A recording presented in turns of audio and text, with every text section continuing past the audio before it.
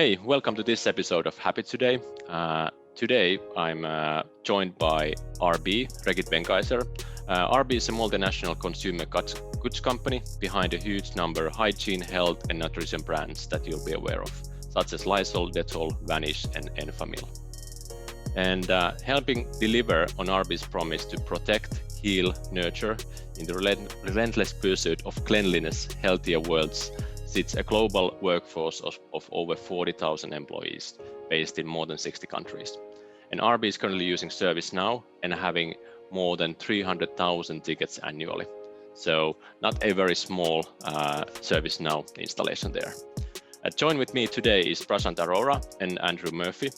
Prashant is the head of global service experience and automation, and Murphy, who goes by Murph, is the head of regional account management in RB. Hey guys, maybe a short intro. Tell a little bit, Prashant, about your role in RB. Sure. Thanks, Pasi, first of all, for having us here. By the means of introduction, I'm currently working towards to transform the IT operations within RB IT.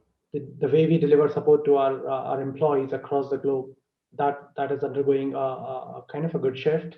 And we are trying to introduce a lot of exciting things such as XLA, the experience level agreements. We are trying to make our service management practices more cognitive. And we are infusing a lot of AI, ML, and automations within the way we deliver IT services through operations. So that's what I'm right now up to. And I'm, by the way, based out of here in India. Yeah, welcome. And I think it's an early for us and maybe afternoon for you. Or how is it now? It is a beautiful day. It's it's afternoon. Cool. And then Murph, so as a head of regional account management in RB, what's your kind of mission and what's driving you? Hi, Pasi, and thanks for the invite. Well, our focus is to transfer us from an SLA-driven organization into a pure customer experience organization. And that becomes very, very critical to align our user expectations with the business leadership expectations on the delivery of all of our IT services. And we're embarking now in that journey to ensure that our focus remains on our customer experience rather than the traditional SLA model. Cool. And you're joining from UK, right? Yeah, I'm in the lovely UK with beautiful weather in a winter's morning. Perfect. And a little bit of the background. So basically, RB has been a Happy Signals customer since 2018.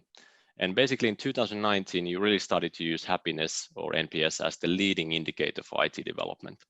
And basically since January 2019 until December 2020, you have made 51% increase in employee happiness towards IT services. But also, as we do measure also the productivity, we have seen that you have been able to achieve 51 minutes per ticket saved from the IT end users. So really from the business users of RB, not the IT workers. And if you consider that based on the 300,000 tickets annually, that's over 250,000 hours basically saved in a year. So that's a huge number. So Prashant, looking at these impressive numbers, clearly there have been great work done to make it happen. But maybe if you go to the start, what was really the driver behind taking Happy Signals into use?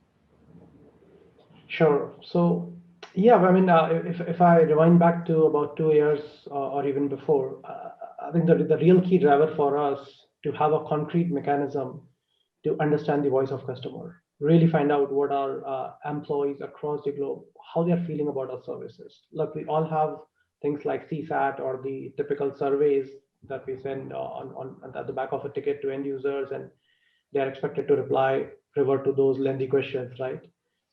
That's pretty much old school, right? People sometimes reply, they sometimes don't, or rather most of the time they don't, right? Yep. And also it doesn't give a clear concrete idea that what exactly they are feeling, what they're liking, what they're disliking, right? And then what we do is we end up going to the gut feeling. We end up going with the opinions rather than being more of a data driven. So I think that was one of those things. And then what we hear from the stakeholders is what we believe. Of course, that's a lot of times perceptions are the reality, but it won't hurt to dig down, figure out what exactly the data tell us. Exactly what my end user sitting in which geography, at which line of business, what they're feeling about our services. So those are some of the key drivers, Pasi, really. And the focus was clear that by hook or crook, we need to improve or further improve rather the happiness across the ID services. Cool. So how is then Happy Signals used today in IT? Murph, if you wanna take on that one. It's a central part of all of the business reviews and business discussions. Since we brought in Happy Signals, what we've found is we've made a shift in our focus from an SLA driven, where we would spend a lot of time digging into individual little tickets to understand what was wrong and what was broken, looking to find the minutest of detail. Moving over to the Happy Signals, what we're now finding is that the overall satisfaction is improving. We can then quickly identify the trends on what is working, what isn't working, and using those trends, we can then make a focus to drive future improvements to bring our levels even higher. So how do you use it? Is it like something that you once a month look at, or how do you? So we formalise it on a monthly review with the business leaders, but on a weekly basis, these are getting touched and reviewed by our whole support team, so they understand it and they take it to the relevant stakeholders.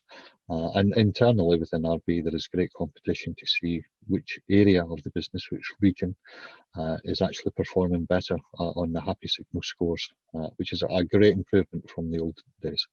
Yeah, and who actually has access to the experience data? Is it something that only few people in the company have access to, or how do you share it? No, we're a very transparent company. So on the portal, we allow everyone to access the portal so they can view it, they can do the drill downs, they can make their own analysis based on that.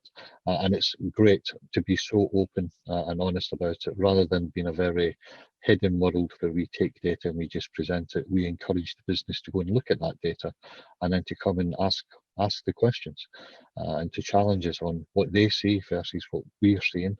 And then together we actually work better to drive those improvements through. It's a very, very open model. It's great. Yeah, that sounds really good. And that's also one of the points why we really don't have like seat licensing model, because we encourage companies like you to share it. And I think that's like one of the most important things. Everybody can see it and everybody can have the same data-driven thing, not the gut feeling. So yeah, and I think that's a great point that you touched on, not having the seat licensing model. It enables us to open it up to the 40,000 employees if they really want to go and look at it. And it is brilliant. They are very, very happy, and they will go and look at things and come back and ask questions about it. Yeah. All right. So Prashant, okay, go ahead. Oh no, I was just gonna say there's one interesting example just came to mind, right? Yeah. So in terms of using it, right? In fact, we have gone ahead and our IT partners are also using it very effectively, right? So I can cite an example. We have initiated something called daily happiness review, right? Yeah. On the theme of daily scrums, right? That we have that generally happens in the agile organizations. Yeah. So it's a quick 15 minutes touch point within the team members. They stand up, of course, in today's world, virtually they connect, but virtually they meet, they discuss nothing other than NPS, right? Quickly go over what were the good or the bad feedback we received yesterday, right? What is our plan to focus on today? Keeping these feedback in the mind and in the heart, and then deliver it, right? So these kind of things are a cultural interventions which we have seeded about 1.5 years ago. And today it's like across the support organization, we have these kind of things, right? Yeah. And these things really push us forward into the journey and help us really achieve that industry score that we have achieved today. Yeah, that sounds really interesting, like having just a small moment every day that you just quickly look at it together, everybody can agree, and then go on their ways and think on their teams what they can do to improve. Yeah. Exactly. Just 15 minutes and you're all set. You're all set. Exactly. Yeah. So what about the future? What are the plans to further elevate the user experience? Sure. So look, our future is, our vision is to really enable our employees with the novel experience, right? Give them an experience with their IT services they had not imagined, they have never received, right? Today we are we consider ourselves pretty ahead in that journey already, right? Our NPS, our other metrics are somehow around the leading part of the industry benchmark, right? But we are not going to stop there yet, right? On the service experience part, I think we have done it well, and it's being appreciated across the organization, even beyond organization. But now, what we have signed up for is having the similar experience or even better experience across each touch point, right? Yeah. Look, today employees, we all are remote, right? This remote co-working era is gonna stay, right? It's not that one-time thing. So there are tons of channels people engage with IT today, right? Some of them are online, some of them are offline, right? Now most of them are online in today's era. So how do we elevate this experience across the touch point? And when I say touch points, I'm talking about literally everything. Yeah. We all got chatbot today. Most of the organizations are experimenting with chatbots. So do we. The live chat, the service desk, the employee portal. More than that, any business applications or any other system which you are using, there itself, how your experience is overall, right? So that's what we are signing up for this year and future, so that we continue to bring the experience on these areas as well. Yeah. There's another interesting thing which we have signed up is we call it top-down NPS, right? So whatever examples we are all seeing, this is bottom-up, right? Yeah. The employees are giving the constant feedback to IT organization that look at the bottom, how are we consuming and perceiving your services, right? That's bottom up. But what we also want to hear is how our stakeholders are perceiving our services, right? Because generally stakeholders get sort of VIP treatment, isn't it? Because we have persona-based support, so the executives, of course, get a different flavor of service, sort of white glove services. So from their point of view, everything may be great. May not be the case for end users, right? So it is equally important to understand the top-down NPS, that how executives, how stakeholders, how C-suite members are experiencing the services, right? And that way, we kind of tighten the this entire ecosystem from both bottom up and top down. So that's another thing. Okay. The other key area we are focusing on is to all of these experience across the touch points, right? It needs to somehow connect with the bigger picture. And look, the bigger picture for us is have a constant yet gradual shift from traditional SLAs such as CSAT or other mechanism to experience level agreements such as which we call XLA, right? Such as NPS and even few more. So we consider ourselves a bit matured in this area, and hence we are ready to really sign this up. And in fact, we have gone ahead and introduced a few XLAs into our formal contract. We're very committed to focus on XLA as much as we focus on SLA. And our partner is equally committed to deliver as per the expectations. So this is going to be a game changer for RB IT services. And I'm sure our employees are going to love the way services are being delivered, and they're going to love it even more when we have a formal XLAs coming into the action later this year.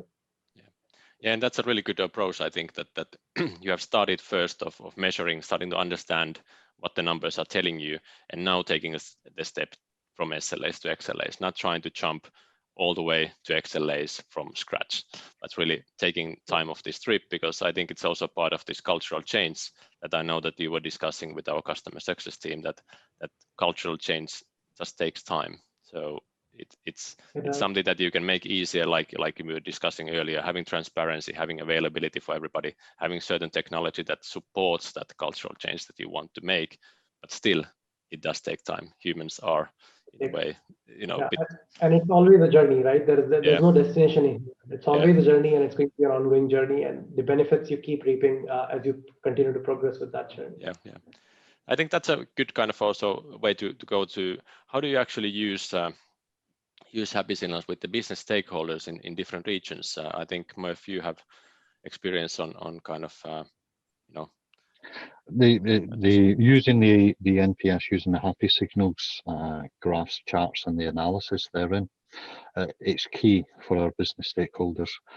It's one of the first things they always ask for when we go into reviews. It's something they're constantly referring back to. And over the course of 2019-2020, what we've actually seen with their buy-in is an increase in our response rates to the Happy Signal responses. So we're now 25-26% response rates, and that in turn is starting to drive greater insights into our user experience. Whilst it's not singular on its own, it's a great indicator to the business on how happy, how unhappy their users are with our services. It then gives us the ability to look at the unhappiness and to drill into that to understand where we need to make true improvements to the service, rather than supposed, presumed improvements based on nothing more than our gut feeling. We still see little blips, but that's fine. We understand those. We are better now at understanding, explaining, and doing the analysis to identify why we get small blips. But a great experience central to the regions, no matter what we do. And as I've said before, the regions, they're all looking to see where they sit next to each other in terms of the NPS scores, the happy signals results, to understand why and where they can drive improvements with us, so they can be top dog within the company. Nice. Yeah, and I think when you're kind of showing this approach, you are reacting to their comments, then I think also the business users, they understand the small blips better, because they understand still your goal is to create a good service, but things happen in life and in IT, so sometimes everything doesn't go as should, but then you don't try to hide it, you just show it that okay, now it went a bit down, but we have a reason for it and we are focusing on fixing it. So yeah, and that's true. That level of transparency is helping us build relationships with the business to drive better satisfaction from the users. And just by listening, understanding, and then making the correct adjustments on the analysis, it's helping us tenfold to improve everything for the business. Yeah.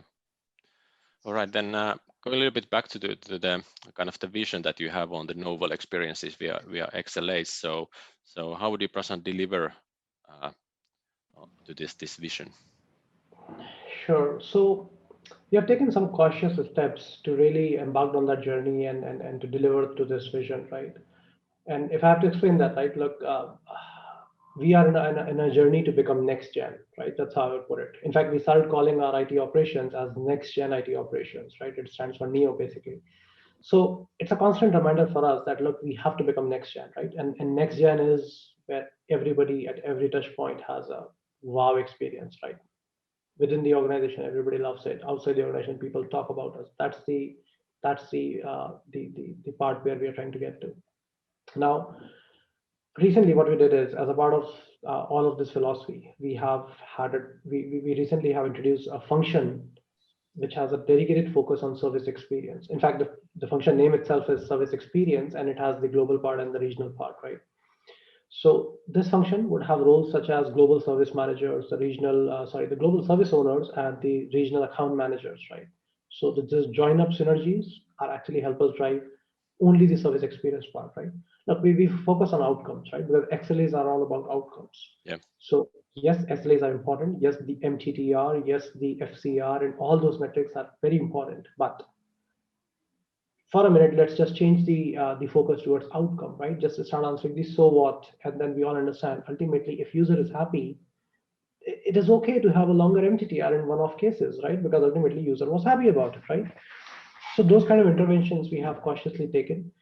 We have also introduced a role called customer success manager. Now that's a bit new for a product companies like us, right? I mean, at least within the IT. True. We as a business, we sell the tool, we make the tool, we are into business of products, right? Lysol or Durex or Disprin and whatnot. A customer success manager in the business lines would make a lot of sense, but we have taken a bold step to bring this role within IT as well, because look, ultimately, this culture needs to be focused towards service, focused towards delivering the experience. When we deliver the world-class experience to our consumers outside the organization, why can't we deliver that to our employees? And we are already delivering it. Why can't we focus it and up the game, right? So those kind of interventions we have taken at the tactical and strategic level. At the operational level also, there are a few interventions. For example, the example I have cited about daily happiness review, right? Now it's just 15-minute intervention, but it goes a long way, really long way, right? There are areas where our service owners join up with the business system owners and IT system owners, and then all three key stakeholders of this service value chain. They focus on NPS on their monthly reviews. They focus this on regional reviews, as Murph explained. So all these areas help us to stay focused, help us to co-create the improvement plans and then implement them for the goodness of overall ecosystem. So that's our plan to deliver to this vision, Pasi. Nice. And can you also, Murph, tell a little bit on the how you're implementing these changes to the regional fronts? Yeah, and it's interesting based on all of the feedback we've had, all of the NPS and the scores. We've started to realign our operational support organisation. So we recognised that we were having a failing in the delivery of IT services to our manufacturing, our factory units, and we've now started to build out a dedicated team to focus on manufacturing to improve their overall experience in scoring. And that's going down very, very well. When we sit and talk to the management teams in factories, they're actually very happy that they've now got a direct access into this. They're now interested in where their customer satisfaction is and how we can work together to drive improvements to increase their productivity, but also stop the users coming to the management team saying, something doesn't work, it takes forever, I cannot do something. So that's a great step change that we're making across that point. We're also taking our focus across the continents on geographic spreads, and we're marking ourselves very tightly to internal benchmarks, but also to the external industry benchmarks. And that becomes important because as a company, we need to be able to demonstrate that what we're doing is actually improving and being a betterment against industry standards, rather than just we're improving internally, but we're lagging behind the industry. And it's great to see that we are ahead of the industry as an average across all of the NPS scoring. Yeah, that's a really good scores that you have guys done it, and I love the way that you are using those kind of the cultural differences benchmarks that we have, because people give feedback in different countries and different cultures differently. So understanding that and not just comparing them straight to each other and seeing that people in Germany or in Netherlands are kind of having a worse experience when actually the culture is just that they are not clicking 9s and 10s like maybe people in North America are. So yeah, totally agree. Yeah. All right, hey. It's a great story that you guys have there, but for our listeners who are basically your colleagues in other large enterprises, any last pieces of wisdom that you could give on those who maybe think about starting this journey on experience management or are doing it at the moment? So maybe Prashant, if you want to take a lead on that. Sure, absolutely. Happy to share some of these learnings that we had. I'm not sure about the wisdom, but yes, clearly some of these things did work for us. Yeah. And I'm happy to share them, right? So if I really have to summarize it, right, the first point I would recommend is, look, happiness is a shared responsibility, right? It is not one team, it is not one service manager, it is not one delivery manager who is gonna bring do the wonders for you and bring the best-in-class experience. It has to be shared responsibility, not within the support organization, even beyond other IT organizations as well. What if your systems are not designed the way they should be to deliver the best experience, right? What your procurement team is delaying the procurement of laptops, and that is leading to a bad experience, right? So it has to be all joined up approach, right? You got to get a culture within the organization where people see it's a shared responsibility. It's not one team, it's not one function, it's all of them together, right? It's not us versus them. It's all we all are into this together, right? It goes even beyond, even within the line of business also, it is an equal accountability. What if you're not getting the feedback, right? Got to change your approach, I get it, but then there has to be a culture where people feel okay and appreciate it when they share feedback. And I'm talking about both the appreciative feedback as well as the constructive feedback, right? More the feedback, more the happiness. That's all I believe, right? Yeah. So shared responsibility, getting a culture to that's part one I would suggest, right? And then how we did it is we measured it within the services. Now we are measuring it at every touch point, and then we are sharing it all, right? So just measuring it and doing something about it within the four walls doesn't work really, right? Measure it at every touch point and share with all. And if you have the right culture, people will take advantage of it. That's my first part, right? Yeah. The second advice, if I could give, is infuse your SLA with the XLA, with focus on cultural change, right? XLA is no longer a bookish thing anymore, right? There are a lot of organizations I personally connect with. They are experimenting with it. Some of the organizations who are even mature than us, they already have a dedicated section of XLAs in their contracts, in their service models, right? So it's almost about the time when we infuse those XLAs. And then, look, it's always hit and try initially, but gradually every organization will find their sweet spot. They would know exactly what they would want to call as an XLA. Focus on the outcome, right? Yeah. And moving towards XLA is a journey, as I mentioned earlier, right? So it requires cultural change in the organization, and it needs to take place, and it takes time, right? So be patient, continue to push forward with the right intention, with the shared values, common goals, and we all will get there, right? That's part two. And my final point is really to go slow, to go fast, right? If we really want to do wonders and you want to go very fast, aggressive on this area, then the best thing, which we have learned the hard way, is to go slow, right? First set the basics, get the foundations right. Identify the opportunities to elevate the experience and co-create the SIP. Don't rush that, okay, these are the 10 things or quick wins I'm going to do to turn around the experience. That's going to work, but it's a short-term approach, right? If you got to go long, co-create the service improvement plans with the relevant people who are actively involved with you in this entire ecosystem, right? I would also suggest pick 2 to 3 areas initially, right? Improve them, sustain them, and then go and pick other next 2, 3 areas. Gradually build your momentum, right? When the organization understands the importance of NPS, then you go big, because that's the time. Then you can go big with multi-dimension improvements to significantly increase the happiness. Or until you are there yet, right? I would recommend go slow, because later you can go extremely fast and you will be happy of some of your decisions you have taken earlier in the journey. So those are 3 things in my opinion, Pasi. I don't know if you want to add something.